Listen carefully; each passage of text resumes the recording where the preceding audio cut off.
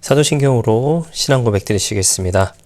전능하사 천지를 만드신 하나님 아버지를 내가 믿사오며 그 외아들 우리 주 예수 그리스도를 믿사오니 이는 성령으로 잉태하사 동정녀 마리아에게 나시고 본디오 빌라도에게 고난을 받으사 십자가에 못 박혀 죽으시고 장사한 지 사흘 만에 죽은 자 가운데서 다시 살아나시며 하늘에 오르사 전능하신 하나님 우편에 앉아 계시다가 저리로서 산 자와 죽은 자를 심판하러 오시리라. 성령을 믿사오며 거룩한 공예와 성도가 서로 교통하는 것과 죄를 사하여 주시는 것과 몸이 다시 사는 것과 영원히 사는 것을 믿사옵나이다. 아멘. 함께 은혜 나눌 하나님의 말씀 누가복음 13장 6절에서 9절까지의 말씀입니다. 누가복음 13장 6절에서 9절까지의 말씀입니다. 말씀을 읽어드리겠습니다. 이에 비유로 말씀하시되 한 사람이 포도원에 무화과 나무를 심은 것이 있더니 와서 그 열매를 구하였으나 얻지 못한지라. 포도원지기에게 이르되 내가 3년을 와서 이 무화과 나무에게서 열매를 구하되 얻지 못하니 찍어버리라. 어찌 땅만 버리게 하겠느냐. 대답하여 이르되 주인이여 금년에도 그대로 두소서. 내가 두루 파고 거름을 줄이니 이후에 만일 열매가 열면 좋거니와 그렇지 않으면 찍어버리소서 하였다 하시니라. 아멘. 네, 할렐루야. 저는 본문의 말씀 가지고 함께 말씀의 은혜를 나누기를 원합니다. 본문의 말씀은 우리가 잘 알고 있는 그 포도원 주인에 대한 그와 같은 내용입니다. 계속해서 복음서 비교를 하면서 이제 누가복음에만 등장하고 있는 내용들에 대해서 이어가고 있습니다. 오늘은 이제 포도원에 있는 무화과 나무에 대한 내용으로서 함께 은혜를 나누기를 원하는데요. 여기에 이제 예수님께서 비유로 이제 말씀을 하셨지만은 이 비유에 대해서 이제 첫 번째로 우리가 이제 13장 1절에서부터의 내용을 전체적으로 좀 한번 볼 필요가 있는데, 간단하게 말씀을 드리자면 이제 회개하지 않으면 안 된다라고 하는 그와 같은 내용입니다. 여기서 보면은 이제 열매를 기대하는 포도원의 그 주인이 등장을 하게 되죠. 포도원 농장주라고 이제 볼 수도 있을 것 같은데요. 그 농장주가 한쪽 귀퉁이에 무화과 나무를 이제 심게 됩니다. 여기서 이제 포도원, 그리고 포도원 주인, 그리고 포도원 지기, 그리고 무화과 나무 이렇게 이제 등장을 하게 되는데, 이 비유에서 이제 포도원 주인은 이제 하나님이시다라고 하는 거 우리 잘 알고 계시리라 생각합니다. 또한 무화과 나무는 하나님의 백성, 즉 이스라엘을 이제 상징을 하고 있기도 하고요. 오늘날에 이제 우리 자신, 그리고 교회, 그리고 우리 각각 개인 한 사람 한 사람을 가리켜서 바로 무화과 나무라고 또 볼 수도 있을 것 같습니다. 그렇다면 이것을 우리가 좀 기대해봐서 우리가 좀 생각해 볼 수 있는 것은요, 우리는 하나님께서 심어주신 그 무화과 나무라고 생각할 수 있겠죠. 즉, 하나님은 우리에게 열매 맺는 삶을 이제 기대하고 계신다라고 하는 것입니다. 성경에서 이제 열매라고 이야기를 한다면 보통 이제 성령의 열매에 대해서 우리가 좀 많이 생각을 하게 되죠. 갈라디아에서 등장하고 있는 성령의 열매에 대해서 우리가 많이 생각을 하게 됩니다. 또한 반면에 회개의 열매도 등장을 하게 됩니다. 마태복음 3장에도 등장을 하고, 또한 오늘 읽으셨던 본문의 말씀 그 앞에 등장하고 있는 13장 1절에서 5절까지의 내용 안에서 이제 회개에 대한 내용을 예수님께서 말씀을 하셨다라고 하는 것이죠. 그래서 이 열매라고 하는 것은 성령의 열매이면서 또한 회개의 열매를 동시에 말하고 있는 것이다 라고 하는 것으로 좀 생각을 해볼 수 있을 것 같습니다.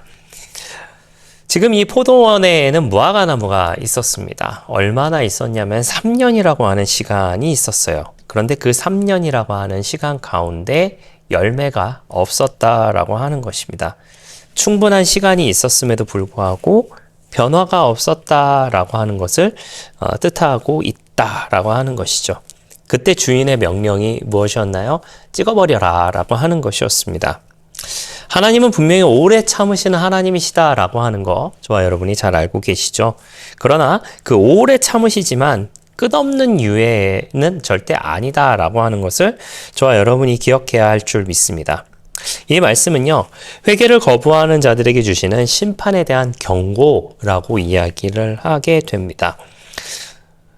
성도 여러분, 근데 우리가 여기서 한 가지 좀 짚고 넘어갔으면 하는 것이 한 가지 있습니다. 그게 뭐냐면 바로 회개라고 하는 것입니다. 우리가 보통 이제 회개라고 생각을 하게 된다면 무언가 잘못한 것에 대한 고백이라고 우리가 생각하는 경우가 있으리라 생각합니다. 저도 마찬가지로 생각을 하게 되고요. 그것이 왜 그렇게 생각이 들어질까라는 걸 생각해 봤을 때 우리가 보통 회개, 기도라는 것을 한다 하잖아요.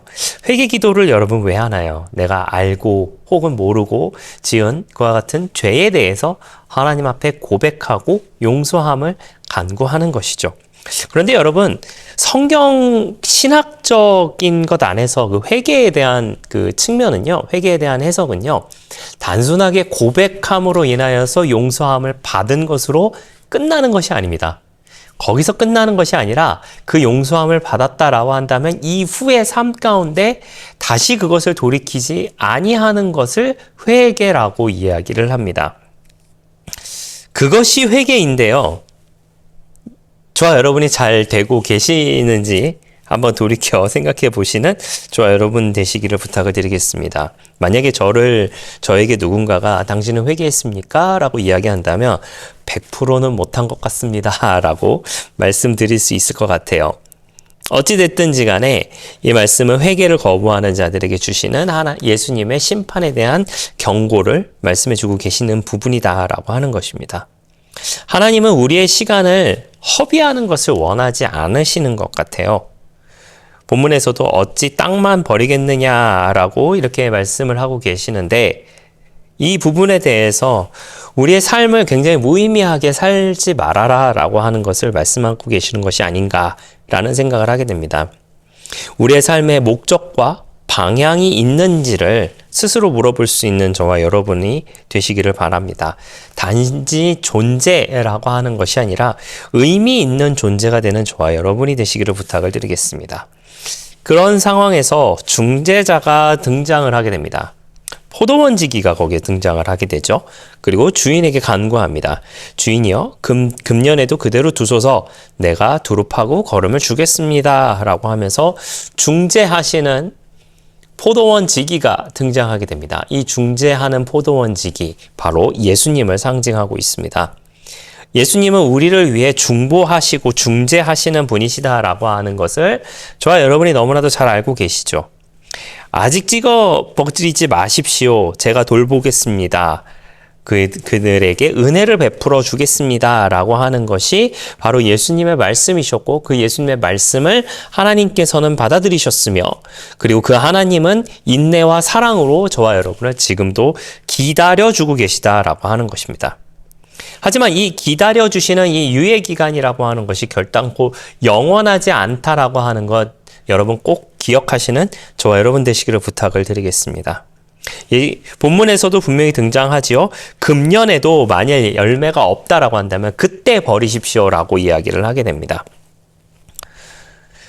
사랑하시는 성도 여러분, 지금 우리가 그 금년이라고 하는 시기를 우리가 살아가고 있는 것입니다.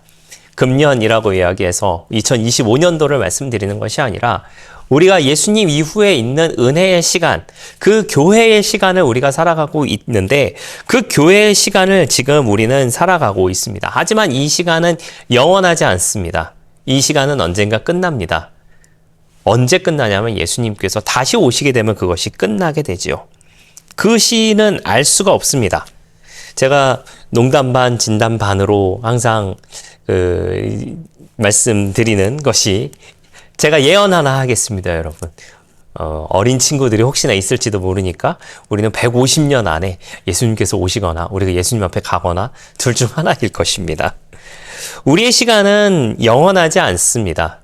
그리고 예수님의 시간도 영원하지 않습니다. 영원한 예수님의 시간은 예수님께서 다시 오시고 난 후에 모든 것을 마무리하셨을 때에 그 이후의 시간은 이제 영원의 시간으로 우리가 접어들게 될 터인데 그 영원하지 않는 또한 그 영원하지 않는 유예의 시간을 지금 우리가 살아가고 있다라고 하는 거 저와 여러분이 꼭 기억해 주시기를 부탁을 드리겠습니다. 그렇기 때문에 저와 여러분은 반드시 열매 맺는 삶을 살아야 할 줄 믿습니다. 어떤 열매를 맺어야 할까요? 성령의 열매를 맺어야 할 것입니다. 또한 믿음의 열매를 맺어야 할 것입니다. 무엇보다 중요한 회개의 열매를 맺으며 살아가는 저와 여러분 되시기를 부탁을 드리겠습니다. 하나님은 분명히 저와 여러분 가운데 인내하고 계십니다. 그리고 예수님은 우리를 위하여 간구하고 계십니다. 또한 우리는 결단하며 살아가야 될 줄 믿습니다. 지금은 걸음을 받고 뿌리를 내릴 때입니다. 열매 맺는 인생으로 바꿀 수 있는 저와 여러분의 모습이 되시기를 예수님의 이름으로 부탁을 드리겠습니다. 영원하지 않은 금년을 우리가 기억하면서 그 금년 안에 열매 맺는 회개에 합당한 열매를 맺는 저와 여러분들의 귀한 삶의 모습 다 되시기를 예수님의 이름으로 부탁을 드리겠습니다. 기도하겠습니다. 좋으신 아버지 하나님 감사합니다. 저희를 주님의 자녀 삼아주시고 또 함께 예배드리게 하시니 감사를 드립니다. 우리가 열매 맺는 삶을 살게 해주시고 그 열매 맺는 삶으로 인하여서 영원하지 않은 그 금년의 시간 동안에 더 많은 것으로 하나님께 돌려드리며 또한 회개의 열매를 통하여서 이제는 주님의 말씀을 지켜 행하며 살아갈 수 있는 우리 모두가 되도록 함께하여 주시옵소서. 감사를 드리며 예수님의 이름으로 기도했습니다. 아멘. 주기도문으로 마치겠습니다. 하늘에 계신 우리 아버지여, 이름이 거룩히 여김을 받으시오며 나라가 임하시오며 뜻이 하늘에서 이루어진 것 같이 땅에서도 이루어지이다.